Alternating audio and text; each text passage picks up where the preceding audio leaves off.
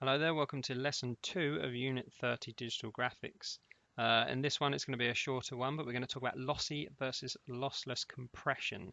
Okay, so this one's quite theoretical, but we're just going to talk about the difference in compression types when we're talking about digital graphics and the compression types associated with it. Okay, so when we looked at raster graphic before, obviously we talked about the importance how it's stored. Okay, so basically a raster graphic is made up of loads of pixels like we spoke about in our last tutorial, where basically each and every square stores the information or color information on one individual square. Okay, and those are displayed on monitors. Sometimes they're viewable on paper and other displays if you were to print them out as photographs and so on. Basically they are stored as an image file.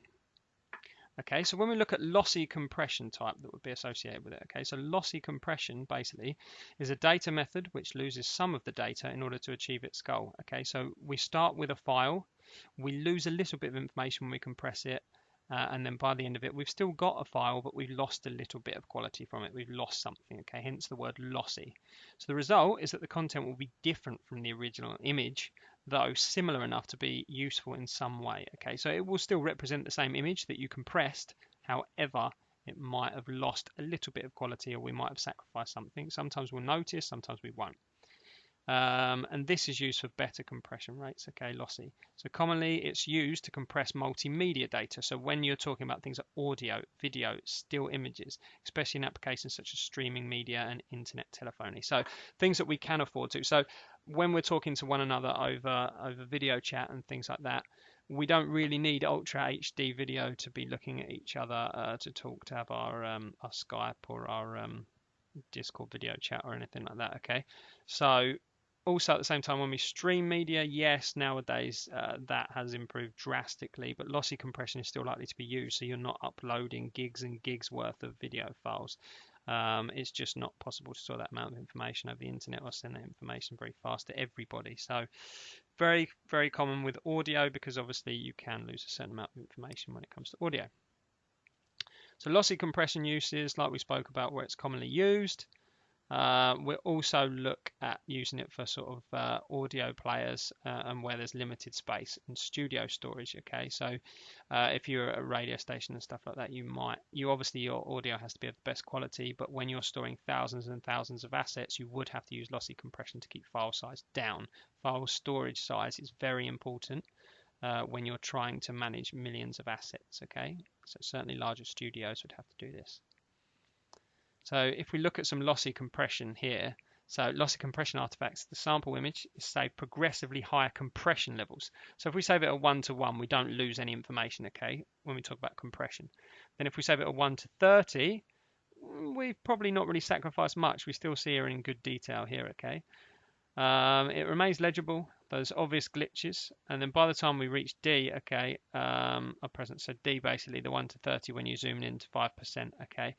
To 5 times. So when we start to zoom in and look at this image, you can actually see where we're losing. So this is where the resolution goes. So basically we're committing to saying this is the size of the image I always want to view it at. So that means I don't need to be able to zoom in 3 times, 5 times to be able to see any more information, because I'm going to display it on the screen.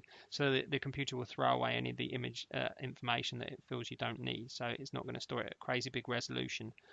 Okay, whereas it will look fine when it's at this sort of size, but when you start to zoom in, you'll start to see the pixels and what the compression has actually done. So this will give the smudging of detail, okay, as well as this blocking, which is essentially being able to see, it turns into like a Minecraft looking sort of thing where you can see each and every one of the blocks, okay. So a key characteristic of lossy compression basically is this blocky artifact. Then let's compare that with lossless compression. Okay, so this is a data compression. There's a class of data compression basically that allows you to get the exact original data that you put in. So it's reconstructed so that you get exactly what you put in comes out at the other end. Okay, it's usually in cases where it's really important that the original and the decompressed version, and so the one you get at the end, the result, are identical. Okay, where any deviations would be really, really bad, catastrophic. Okay, so you need to get the exact same information out. So lossless compression, so things like zip files, okay, when you zip your work because it's too big, it will work out ways of storing information. It will look for spaces so that it can store your information.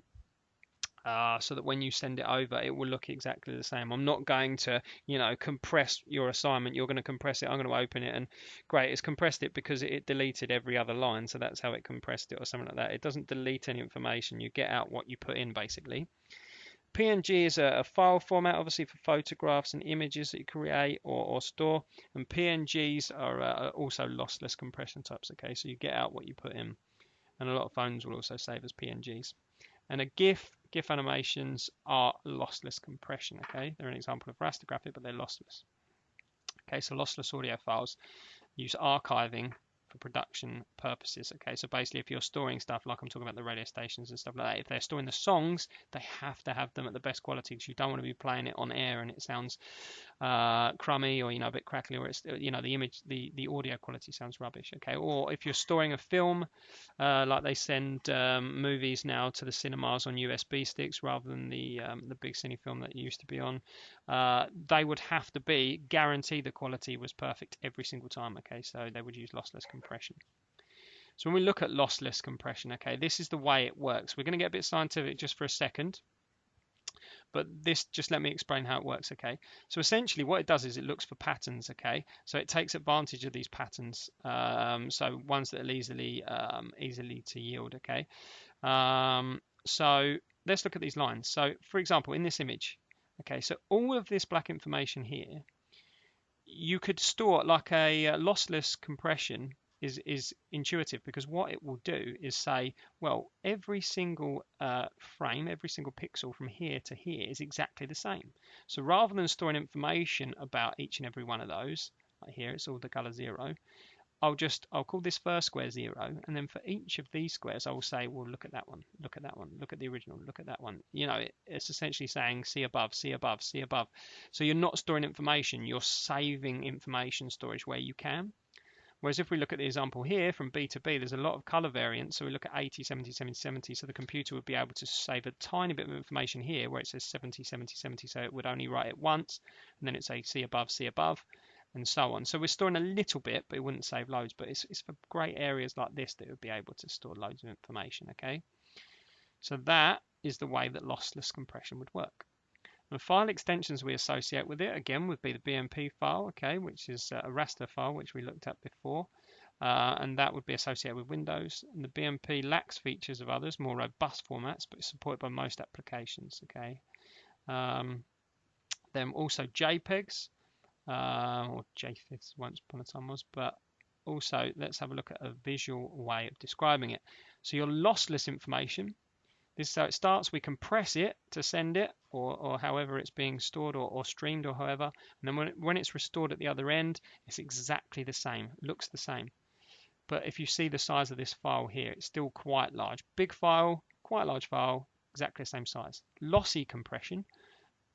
Big file, same size. We compress it really small, squeezes it right down. Okay, so really tiny, easy to send that information over the internet, easy to stream that, easy to move it around. And then when we're restored, still quite a big file, but we've lost something. Okay, it's not quite the same as it was before. And it's not just going to cut information out that is relevant, but it might sacrifice some quality in the end of it. Okay, which isn't great. So like my webcam's picking me up in HD, it's compressing it to send it over the internet. It's coming out your end, and you're still getting a good quality, but you're not getting it in HD at your end. Okay, so that is the way that lossy versus lossless compression works. Hope you've enjoyed this video. Any questions, please do ask.